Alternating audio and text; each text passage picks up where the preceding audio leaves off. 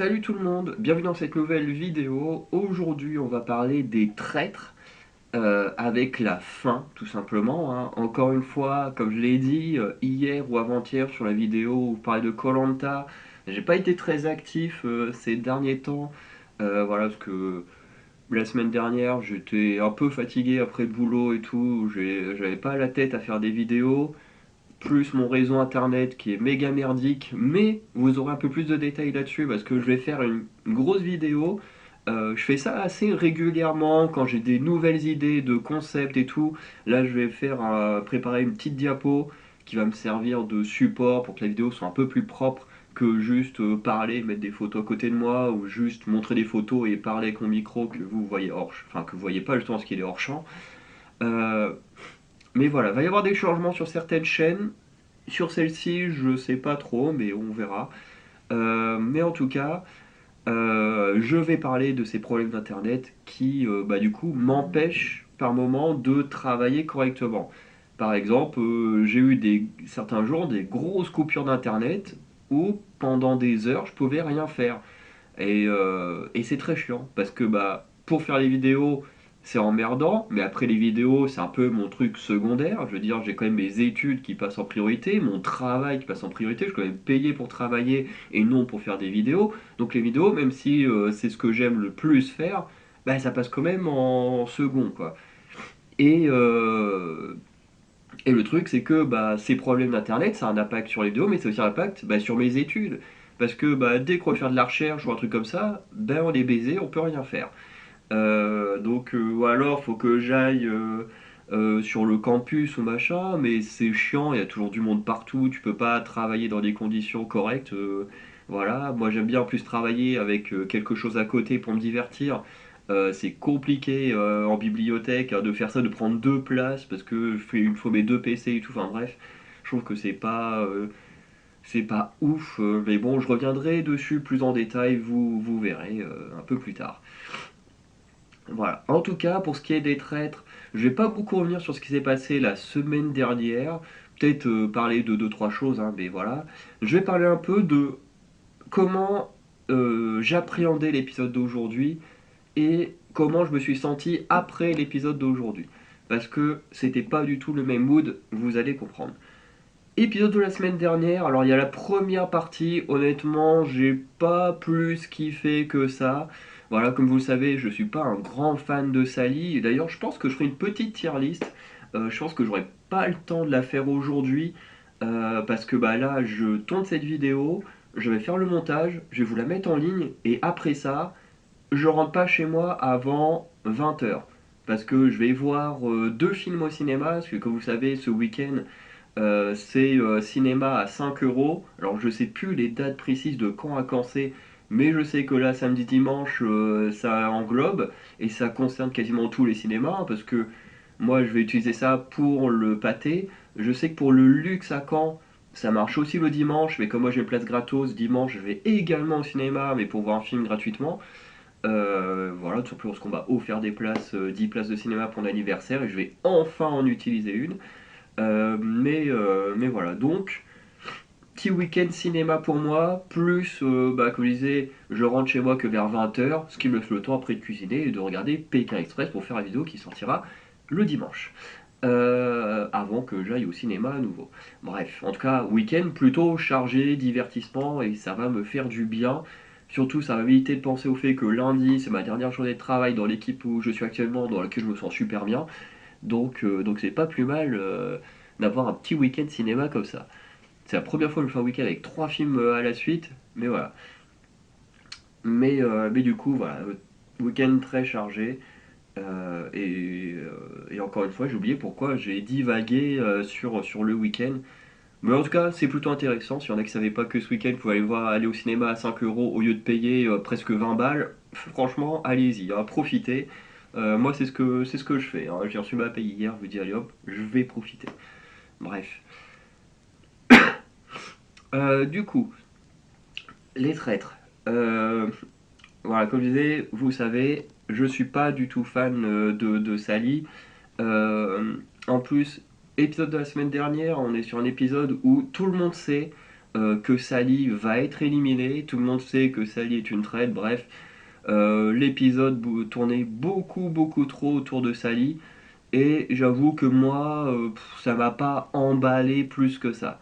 Je sais qu'il y en a qui ont aimé ces épisodes, enfin cet épisode, cette première partie autour de Sally, mais personnellement, moi, j'ai pas kiffé. Voilà, honnêtement, moi, j'ai pas kiffé.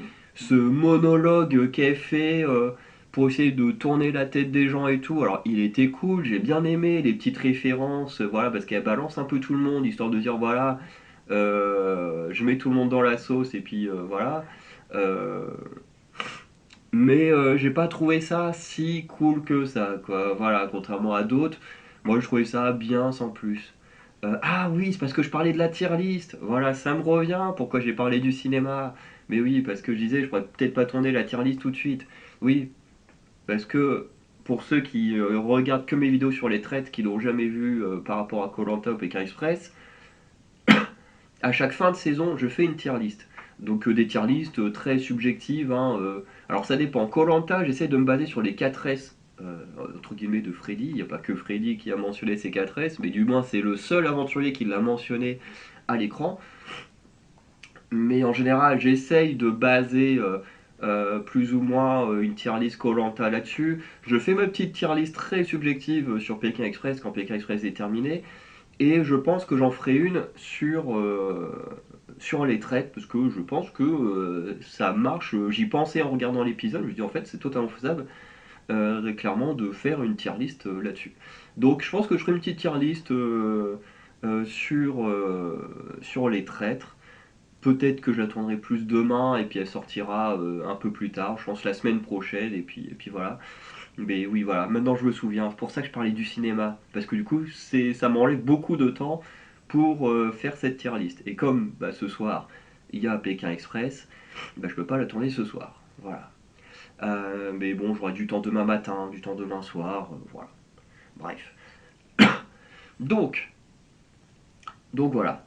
Donc le plaidoyer de Sally sur moi, ça n'a pas du tout marché. J'ai trouvé ça sympa, mais ça n'a pas marché.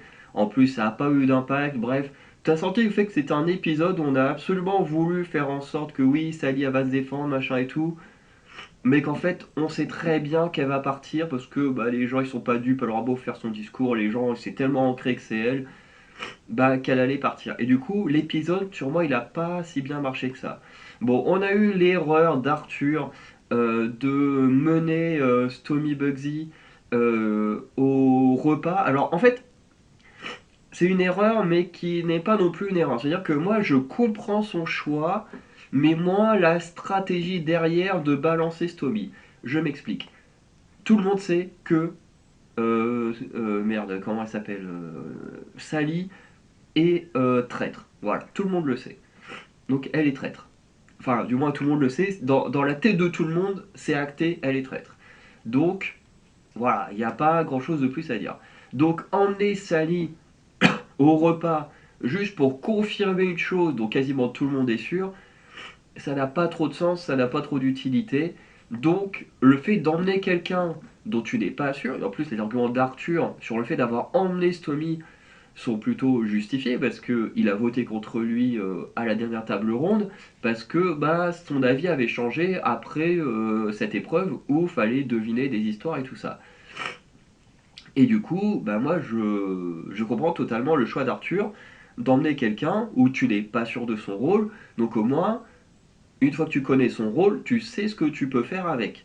Tu sais que soit il est avec toi, soit il est contre toi, et ensuite tu joues après. Donc cette partie-là, le fait d'avoir enlevé Stomy, je comprends totalement. À la place d'Arthur, j'ai pas que j'aurais emmené Stomy à sa place, mais emmener quelqu'un dont tu n'es pas certain de son rôle, et bah c'est ce que j'aurais fait aussi. C'est-à-dire que si je suis sûr que telle personne est traître, telle personne est loyale, et qu'il y en a quelques-uns au milieu, j'en suis pas sûr, bah j'aurais emmené quelques-uns de ceux qui sont au milieu pour soit consolider une stratégie, parce qu'au moins on sait tous les deux qu'on est loyal ou pas, et voilà. Donc Stomy a voulu faire un peu le show et tout, bon, et du coup ça a fait que Stomy pour lui, bah Arthur est traître, alors qu'en fait les deux sont loyaux, enfin bref, il joue très très mal les loyaux cette année, mais c'est assez marrant à voir.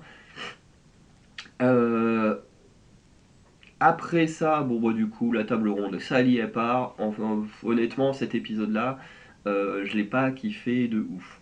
Ensuite, on a l'épisode suivant, qui par contre était beaucoup plus divertissant, beaucoup plus amusant, puisqu'il y a eu les joueurs qui ont été divisés en deux équipes. Donc, ouh putain, ça a craqué. D'un côté, on a, je crois qu'on a Daniel, Laurent et Gwendal, je crois que c'est bien ça, qui doivent faire quelques missions, récupérer des lingots. S'ils récupèrent pas tout, ils n'ont pas accès à l'antichambre, ils n'ont pas accès au grenier. Je reviendrai petit à petit sur ce que ça donne. Et de l'autre côté, on a Arthur, Hugo et Bruno qui eux ont une autre épreuve pour gagner des lingots. S'ils gagnent tout, voilà, la même chose, ou s'ils gagnent pas, bon voilà. Côté Daniel, Gwendal, Laurent, dans leur mission, ils doivent d'abord récupérer, je crois, des clés ou je sais pas quoi dans du faux caca.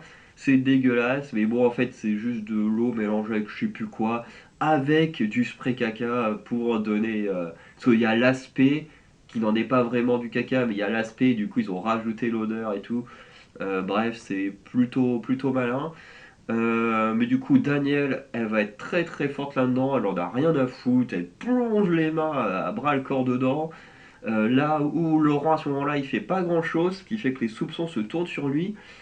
Et ensuite, il y a des sortes d'énigmes pour ouvrir une porte et tout ça, pour sortir de la pièce où ils sont.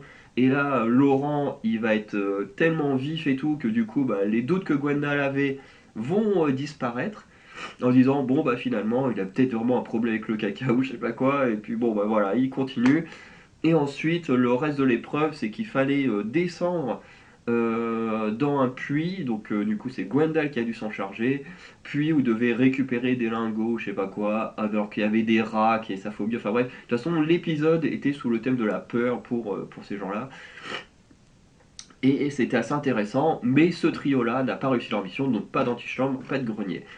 De l'autre côté, on a Arthur, Hugo et Bruno pour qui, eux, la mission, c'est de sauter dans le vide. Mais pas sauter dans le vide de manière classique, en saut à l'élastique, mais les yeux bandés.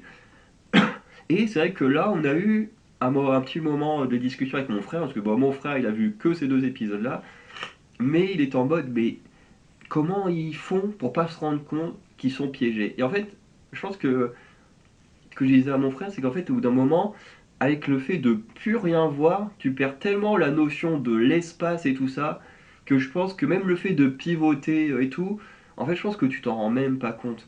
Parce que je crois que j'ai déjà fait, oui, j'ai déjà fait des choses à l'aveugle, parce que dans mon club de multisport, la première année de mémoire, pendant la semaine de l'handisport, donc des sports pour handicapés, euh, du coup, on avait fait un sport d'aveugle.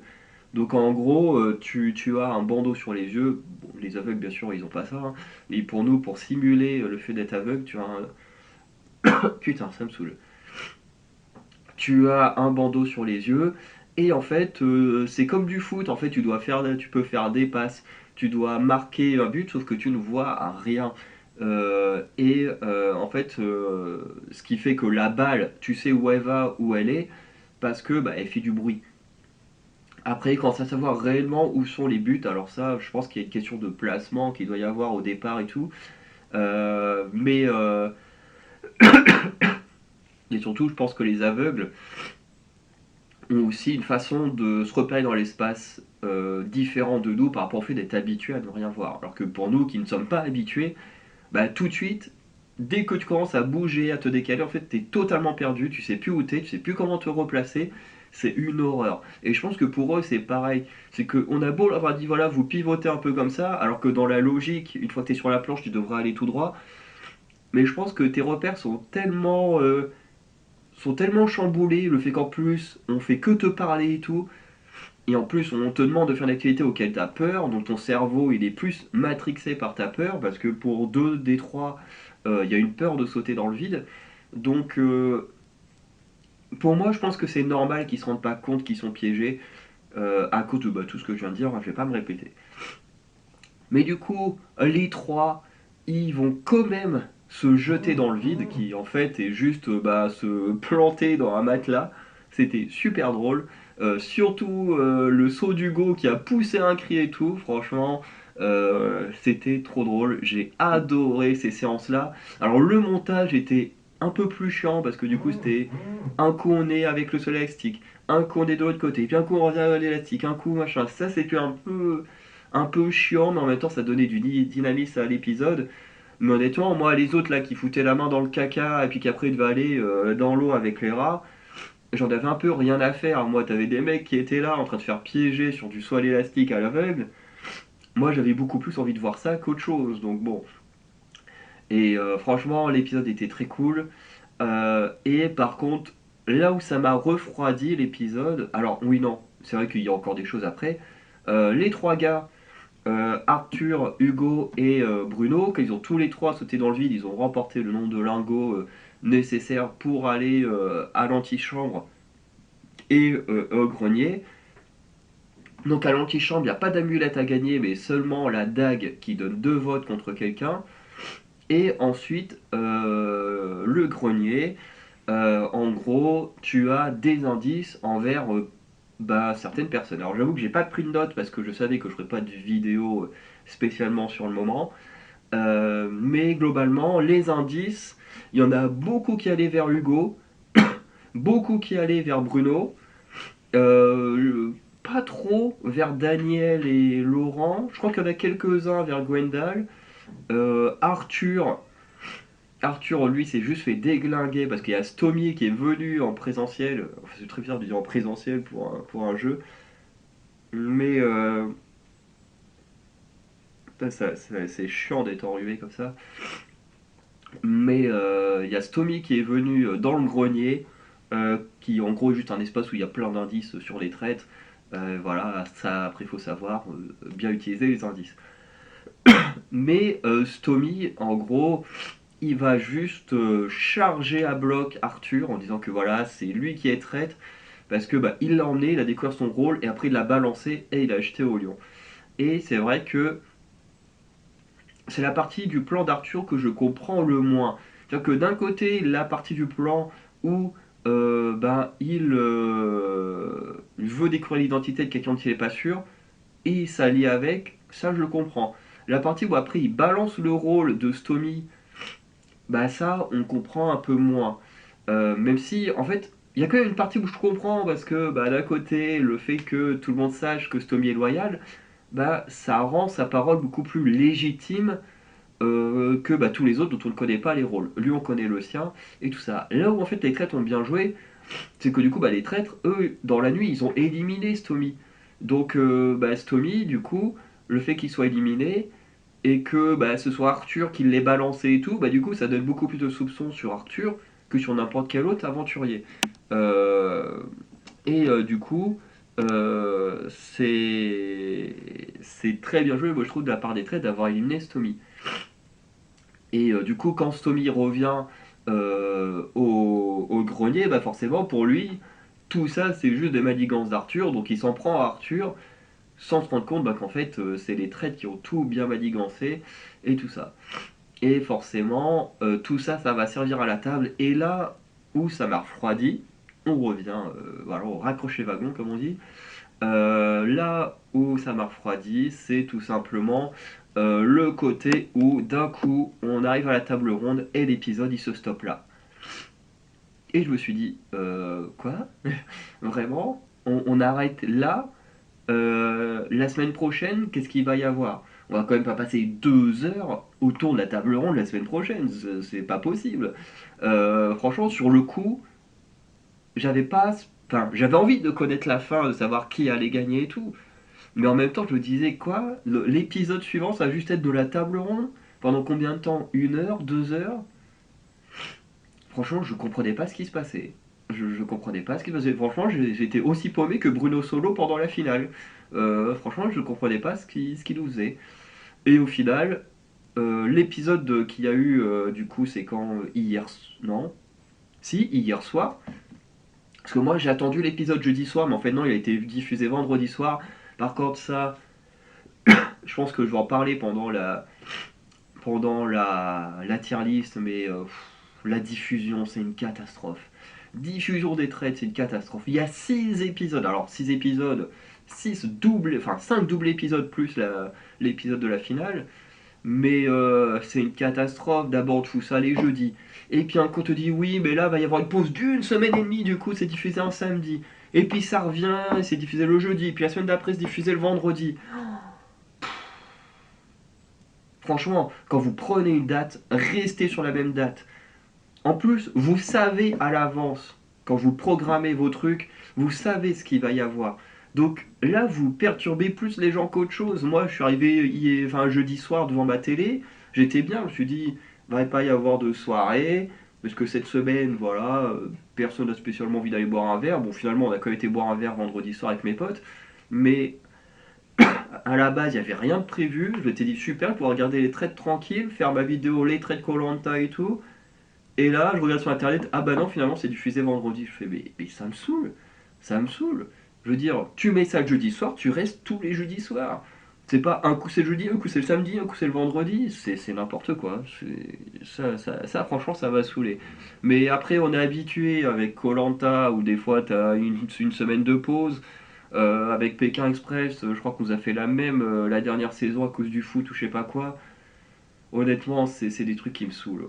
Voilà. Je vais pas en dire plus, mais les changements de date, les pauses, moi, c'est des trucs qui me saoulent. Les épisodes coupés en deux dans koh ça me saoule aussi. Et en plus, on va sûrement y avoir le droit la semaine prochaine avec les ambassadeurs. Bref. Mais voilà. En tout cas, c'est quelque chose qui m'a beaucoup déplu et qui en plus nous fait sortir du jeu. Genre la pause d'une semaine et demie, mais moi, ça m'avait totalement sorti du jeu. Heureusement que les traîtres, c'est un programme hyper divertissant, hyper cool. Parce que vous mettez une semaine et demie de pause à koh, je pense que la prise elle est dure. Je pense que la reprise elle serait super dure. Parce que tout n'est pas hyper divertissant à koh. C'est un programme que je rêverais de faire, mais tout n'est pas divertissant dedans. Bref. Donc, mon appréhension quant à cet épisode de la finale, c'était pas spécialement une envie hyper joyeuse. Voilà, je me suis dit, voilà, 50 minutes juste de gens assis autour d'une table à discuter. Bon, est-ce que j'ai vraiment envie de regarder ça? Je sais pas. Je veux savoir qui a gagné, mais est-ce que je dois subir 50 minutes de gens autour d'une table? Bon, au final, je vous donne mon ressenti tout de suite. J'en suis ressorti avec le smile. Franchement, j'ai passé un super moment. C'était trop cool. Et je pense que Bruno Solo a beaucoup contribué à mon bonheur parce que le voir autant perdu et tout, ça me faisait marrer. Même Laurent Ruquier, au moment où il s'est tapé un fou rire et tout, c'était incroyable. J'ai adoré. Et franchement, je trouve que voilà, on a eu un bon épisode. Forcément, c'est moins divertissant qu'un épisode classique parce que là, quand même, il y a juste 6 personnes assises autour d'une table. On nous explique les règles de la finale parce que bah moi, c'est ma première saison des Traîtres que je regarde, donc je connaissais pas du tout. Chose que j'ai trouvé un petit peu dommage, c'est que dans ma tête, je me disais, ce qui serait bien, c'est qu'en attendant des prochaines saisons des Traîtres, c'est que je me mate les anciennes saisons. Et là, eh ben, on nous a spoilé. Alors, je dis spoil, façon de parler, hein, je vais pas être en mode ah, on nous a spoilé, c'est dégueulasse et tout. Hein, les saisons sont sorties les années précédentes. Hein. Euh, mais c'est vrai que j'ai trouvé dommage que le programme se dise bon, les gens qui sont là, ils connaissent les traites, donc on peut dire qui a gagné les saisons précédentes. Et en fait, ce que je trouve un peu dommage, c'est que, bah, non, en fait, que ce soit koh Pékin Express, Les Traîtres, même n'importe quelle autre émission télé que je regarde pas, qui ont plusieurs saisons, c'est que certes, à chaque saison, tu auras les spectateurs réguliers, tu auras des spectateurs qui étaient là les saisons d'avant, qui vont arrêter de regarder parce que ça leur plaît plus, et puis bah, tu auras des nouvelles personnes qui vont s'intéresser au programme, et à mon avis, toutes les saisons, ça doit être comme ça, il doit y avoir des roulements entre anciens abonnés, anciens spectateurs qui sont toujours là, qui sont toujours fans et tout, et des nouveaux abonnés qui viennent découvrir le programme. Et ce que je trouve dommage, bah, c'est que du coup, là, on te donne pas trop envie, en gros, d'aller voir les 2 saisons précédentes. Parce qu'en plus, bah, 2 saisons à rattraper, c'est pas grand chose. Mais quand on te dit déjà, bah tiens, euh, telle personne, je ne dirais pas, bah, techniquement, si vous êtes comme moi des nouveaux et que vous avez regardé l'épisode, vous avez eu le même résultat, mais bon, que là on te dit, bah voilà, première saison, paf, cette ou ces personnes-là ont gagné, deuxième saison, paf, cette personne ou ces personnes-là ont gagné, là je trouve ça un peu dommage, parce que, bah voilà, moi qui me disais, bah tiens, j'aurais bien maté les anciennes saisons, mais en même temps, bah, je pourrais pas vivre ces saisons-là comme j'ai vécu celle-ci. Parce que celle-ci, je l'ai vécue en direct. Et en plus, comme je ne suis pas sur des groupes des traites, comme, comme je le suis avec koh. Parce que Pékin Express, les fans de Pékin Express, il y en a, ils sont tellement tarés que j'ai arrêté de suivre les groupes Facebook de Pékin Express que ceux de koh. Voilà, je sais pas comment sont ceux des traîtres, mais bon voilà. Euh, et ce qui fait que du coup, j'ai pas pu me faire spoiler. Et j'ai pu quand même vivre cette finale bah, de la meilleure des manières. Mais, mais du coup,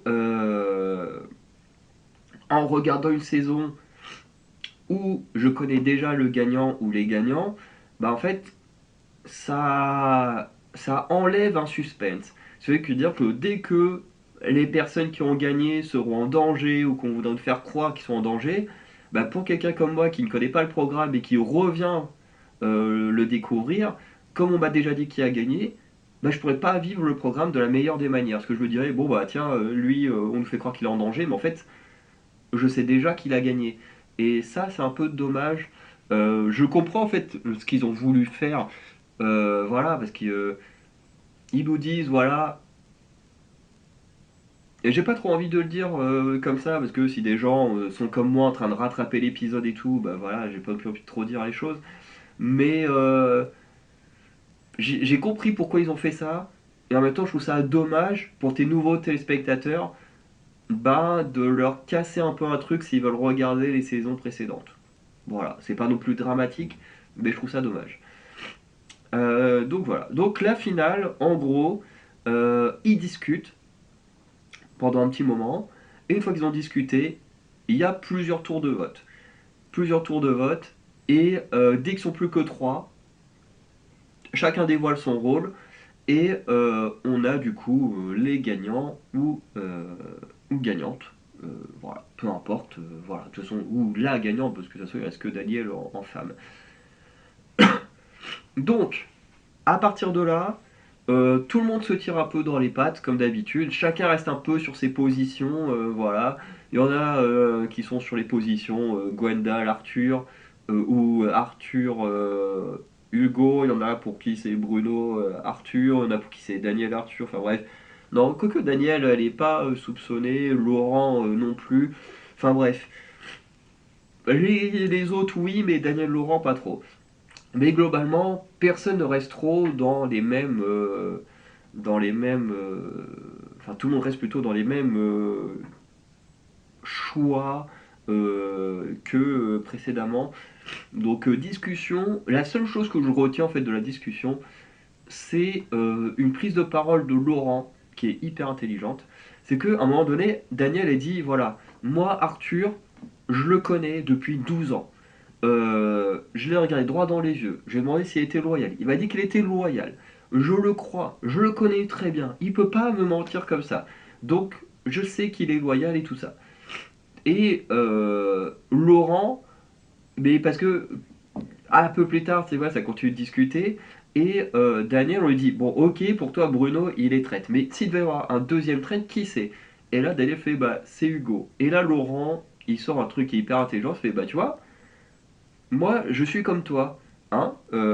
Hugo, je le connais depuis longtemps, c'est quand même mon mari, hein. Voilà, pareil. Je lui ai demandé s'il était loyal. Il m'a répondu dans les yeux qu'il était loyal.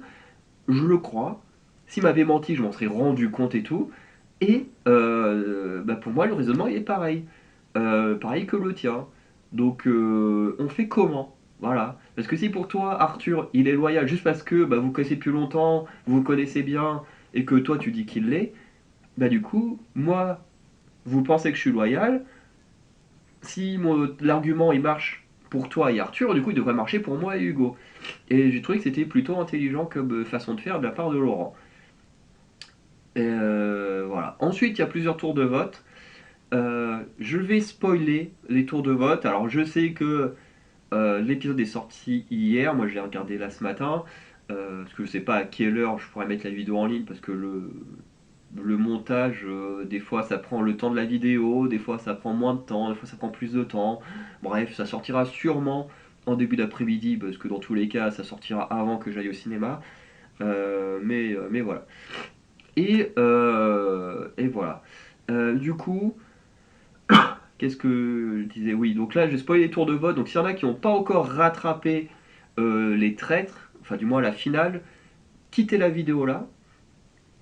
Et bah, soit revenez voir. Non, en fait, revenez pas voir. Arrêtez la vidéo là. Si je dois faire un bilan tout de suite, j'ai juste adoré cette saison. Voilà. L'épisode en lui-même, il était sympa, mais pas aussi sympa qu'un épisode classique des traites, j'ai envie de dire. Mais en tout cas, j'ai adoré cette découverte. C'était génial. Voilà. C'est un programme que je connaissais pas.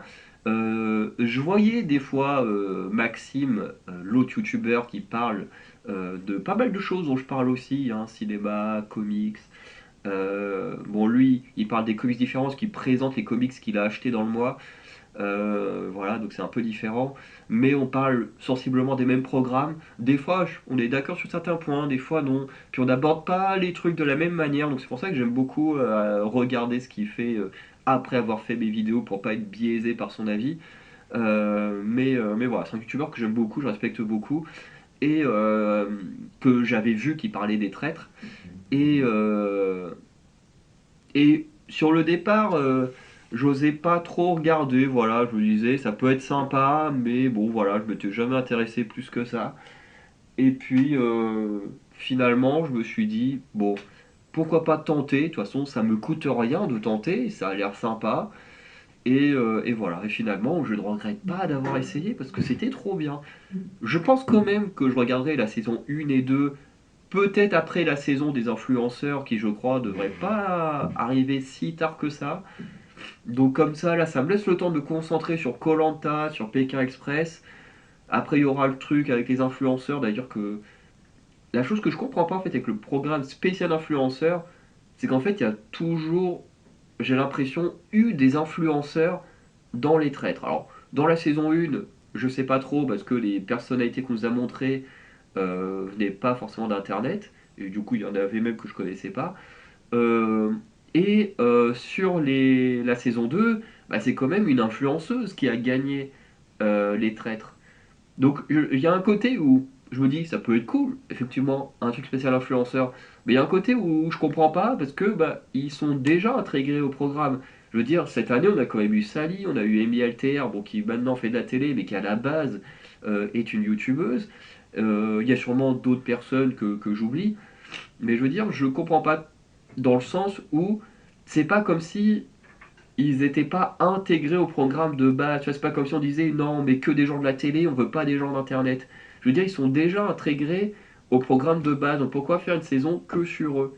En fait, c'est cet aspect-là que je comprends pas. Je dis pas que j'en veux pas de cette saison-là, mais dans ce sens-là, je comprends pas. Parce que c'est pas comme s'ils avaient toujours été écartés du programme de base. Donc voilà. Mais en tout cas, j'ai très hâte de voir cette saison-là quand même.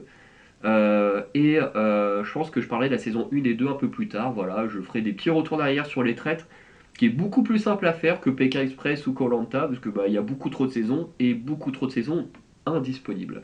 Bref. En tout cas, pour ceux qui veulent pas être spoilés, qui n'ont toujours pas vu l'épisode final des traîtres, qui attendait le replay pour ça et qui était quand même intéressé par les épisodes de la semaine dernière, je n'avais pas encore parlé. Voilà, vous pouvez partir. Vous avez mon avis sur les traits de saison 3, j'ai adoré. Voilà. Donc, les tours de vote. Voilà, je laisse un peu de temps pour les laisser partir. Mais voilà, donc, premier tour de vote. euh, Ça part normalement, voilà, il y a des petits votes à droite à gauche, et il y en a un qui va choquer et mettre la puce à l'oreille à Gwendal, c'est Hugo qui va sortir son poignard avec le double vote et voter Arthur, alors que les deux avaient parlé plus tôt. de voter ensemble contre Bruno Solo. Et ça, j'ai adoré parce que, bon, bah, en soi, se dévoiler à ce moment-là du jeu, c'est un peu moins grave, surtout que si toi tu te dévoiles, mais qu'à côté de ça, t'as toujours Laurent qui passe entre les mailles du filet, bah c'est pas très grave tant que, comme il le dit lui-même, tant qu'il y a au moins un trade qui gagne, on sera heureux, on aura fait le taf. Donc ça j'ai plutôt bien aimé. Du coup Arthur éliminé au premier tour, ça pique. Alors la dague peut être utilisée en fait à n'importe quel moment de la finale, mais une fois que tu l'as utilisée, elle n'est plus réutilisable. Là ils l'ont utilisée au premier tour, mais ils auraient très pu l'utiliser au deuxième ou troisième tour, quoi, si j'ai bien compris la règle. Et du coup voilà, Arthur éliminé, il est loyal. On repart pour un tour. Voilà, cette fois, on a tout le monde, enfin tout le monde. Les votes, non, d'abord, je crois qu'il y a eu non, il n'y a pas eu égalité d'abord pour l'élimination d'Arthur, ou c'est sur Gwenda qu'il y a eu une égalité, et qu'ensuite, ah, je sais plus. Je crois qu'il y a eu égalité au deuxième tour sur Gwendal et Bruno. Ouais, c'est ça. Égalité sur Gwendal et Bruno. Et ensuite, bah, Laurent et Hugo ont chargé Gwendal. Daniel est resté sur Bruno. Et Gwendal, deuxième éliminé de la table ronde. Du coup, il est loyal. Et à partir de ce moment-là, on sait que peu importe qui a été éliminé, en fait, les traîtres, ils ont gagné. Parce que tant qu'il y en a, en gros, c'est ce qu'ils disent, que j'ai oublié de préciser sur la finale, c'est que si il reste que des loyaux à la fin, la cagnotte est partagée entre les loyaux. Par contre, s'il reste un traître, la cagnotte revient au traître. Là, il y a deux traîtres, donc la cagnotte sera divisée entre les deux traîtres. Mais du coup, tu te dis en fait, quoi qu'il se passe, même si Hugo, parce que c'est quand même, il y a plus de soupçons pour Hugo depuis un moment, mais si Hugo était éliminé, ben, le fait que Laurent il serait resté, ben, du coup c'est Laurent qui aurait empoché la cagnotte. Donc en fait à partir de ce moment-là tu dis c'est bon, les traîtres ils ont gagné, quoi qu'il arrive. Et moi je suis très content, parce que pour moi, s'il y a une personne que je voulais voir gagner, c'était Laurent. Donc hyper heureux. Et du coup, ce qui va se passer, c'est que va y avoir un dernier vote et qui est hyper intéressant comme vote parce que bah, du coup Laurent et Hugo ils ont plus besoin de se cacher, ils votent tous les deux Bruno. Bruno il va voter Hugo parce que c'est bon, il dit ouais là Hugo c'est trop cramé. Et Daniel, elle va dire oula, il y a un truc qui est bizarre avec Laurent, c'est que depuis le début, il nous dit qu'il est fatigué, qu'il est claqué, et là d'un coup, il est en pleine forme, il est super heureux, très très joyeux, et du coup, Daniel vote Laurent, je crois même que c'est l'unique vote depuis le début du jeu contre Laurent, et bah, malheureusement, hein, une voix Laurent, une voix Hugo, deux voix Bruno, bah, c'est Bruno qui part, qui est éliminé, et du coup, bah voilà, victoire des traîtres. En plus, pas n'importe lesquels, victoire d'un couple. C'est génial. Moi, en plus, Laurent, fallait qu'il gagne. J'étais absolument pour lui. C'était mon chouchou de l'aventure. Le seul traître qui ne voulait pas être traître et qui réussit à berner tout le monde jusqu'au bout. Hyper admiratif de ce qu'il a fait. Alors, je dévalue pas le travail d'Hugo. Hein, voilà. Hugo a très très bien joué, je ne le nie pas, mais en fait la différence entre les deux, c'est que Hugo il voulait être traître. Laurent non. Du coup, c'est-à-dire que Laurent a dû s'adapter au rôle bien plus que Hugo. Donc c'est pour ça que vous verrez dans ma tier list, hein, je pense que vous savez déjà qui va être pour moi le meilleur de la saison. Euh, et voilà. En tout cas, très très heureux de ce résultat. Moi qui dans Pékin Express vois très très très rarement mon binôme favori gagner, eh ben, ça me fait souvent mal les finales de Pékin Express, voire les demi-finales. Pareil pour koh sur les presque 30 saisons qu'il y a, les trois quarts du temps, mes favoris ne gagnent pas, donc je suis à la fin, voilà. Et là je me dis, première saison des trades que je regarde, mon favori il gagne. Je dis, alors là, trop cool. Voilà, c'est tellement rare dans ce genre de programme que mes favoris gagnent que là je suis hyper heureux. Alors Il y a d'autres personnes, vous verrez, que j'ai comme favoris, enfin que j'ai eu, que j'ai vraiment adoré. Mais Laurent, voilà, le fait que ce soit lui qui gagne, hyper heureux. Franchement, j'ai eu le smile pendant un petit moment après avoir regardé l'épisode parce que bah, après ça, j'ai acheté mes places de ciné et tout pour le week-end. Et puis j'avais d'autres choses aussi à faire plus personnelles. Mais voilà, j'étais hyper heureux. Voilà, j'étais hyper heureux. J'avais le smile, voilà, ça m'a refait mon week-end. Franchement, j'espère pas que ce soir, Clément et Emeline se fassent éliminer de Pékin Express, ça va du coup totalement me détruire mon week-end. Mais, enfin, quand je dis détruire, bien sûr, c'est une façon de parler, hein. Voilà, j'adore ces programmes-là, mais ça va pas non plus me mettre en dépression, quoi, hein. Parce qu'il y en a des fois quand ils commentent sur internet, les fans de PK Express ou de koh que je connais pas pour le cas des traîtres, mais des fois t'as vraiment l'impression qu'ils jouent leur vie, les gens, alors qu'ils sont juste devant leur télé à regarder des gens qu'ils aiment bien. Je me dis, c'est un truc de fou. Que là, voilà, c'est bien, j'aime bien. Ça m'habille bien, ça m'habille bien. Je me suis dit, allez hop, je passe une bonne journée, je vais aller au cinéma. Et vraiment, à la base, je vais juste aller voir un film dimanche. Et au final, je suis tellement de bonne humeur. Avec le cinéma à 5 euros ce week-end, je me dis, bon, allez hop, allez, on y va. Je vais me mater 3 films au lieu d'un. Franchement, là, ça m'habille bien, ça m'habille bien. Franchement, très heureux des traites, la saison 3. Très hâte de la suite, très hâte des prochaines saisons, très hâte aussi de regarder les saisons précédentes, même si à nouveau je suis déçu qu'on m'ait dit qui a gagné. Bon, pour la saison 2, je le savais déjà, parce que bah le programme, parce que vous savez, il y a les traîtres, et ensuite il y a un programme que je regarde jamais. Ils font la même chose avec Pékin Express, mais je regarde jamais. À part quand c'était itinéraire bis, ça m'est arrivé de regarder de temps en temps, mais pas tout le temps. Mais il y a toujours un programme un peu à côté pour parler de l'émission et tout ça. Et là, du coup, bah, l'émission de cette année, c'est fait par la personne qui a gagné l'année dernière.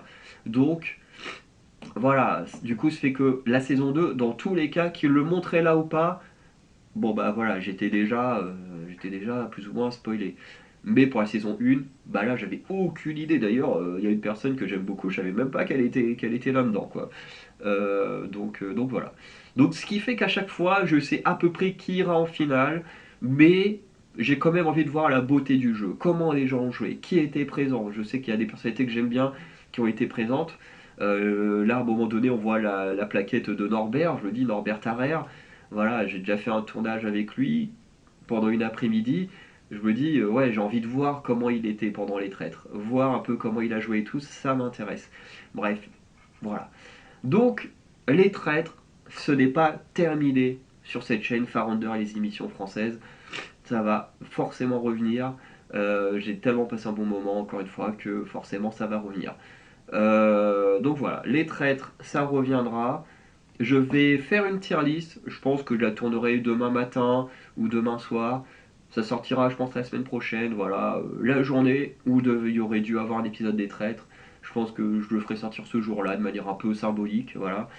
Euh, et puis voilà. En tout cas, on va s'arrêter là. N'hésitez pas à me dire ce que vous avez pensé de cette saison des traîtres, de cette finale. Et voilà, on se dit à très bientôt pour la tier list. Et on se retrouve du coup pour koh et Pékin Express en attendant les prochaines saisons des traîtres. Allez, ciao tout le monde!